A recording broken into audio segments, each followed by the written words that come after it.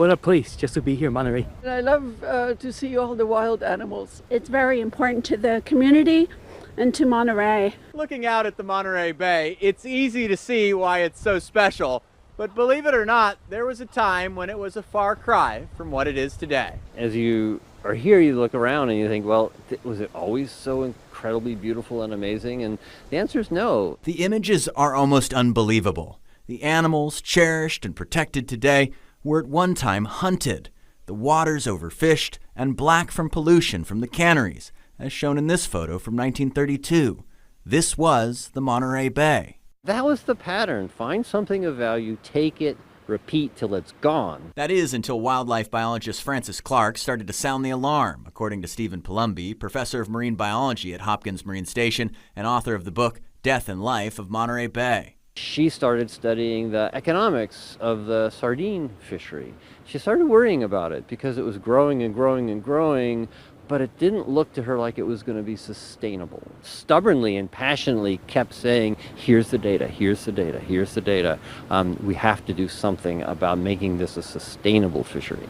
Clark was the first woman fisheries scientist ever hired in California and got some help in her mission to save the bay from the first woman mayor of Pacific Grove, Julia Platt, who set up the first community-led protected marine system where Hopkins Marine Station is now.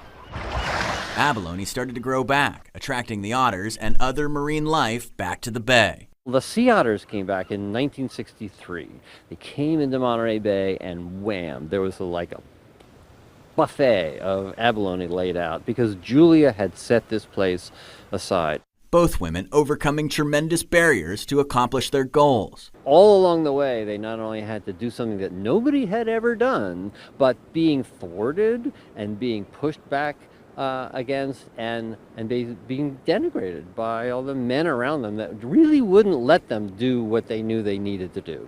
Just as it seemed oceans were improving, the 1969 Santa Barbara oil spill left 80 to 100,000 barrels of oil in the Pacific, which got the attention of two other people who would become the next women to help save the bay, Julie Packard and her sister Nancy Burnett. Packard and Burnett envisioned the Monterey Bay as a place where the economy of the area could be tied to the health of the ecosystem. That is a very different business model, and it's what we actually benefit from right now all the time. With Packard and Burnett and financial support from their family, the new business model led to the birth of the Monterey Bay Aquarium in 1984, and a few years later, the Monterey Bay became a national marine sanctuary, marking another chapter in a mission to inspire conservation of the ocean.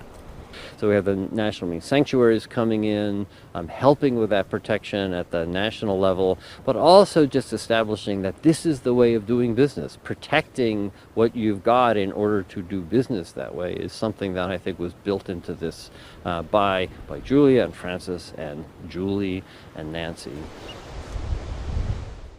Palumbi also mentions the work of Violet Sage Walker with the Northern Chumash Tribal Council. Walker proposed the Chumash Heritage National Marine Sanctuary. It will neighbor up against the southern border of the Monterey Bay Marine National Sanctuary. It is targeted to be designated as a sanctuary later this year.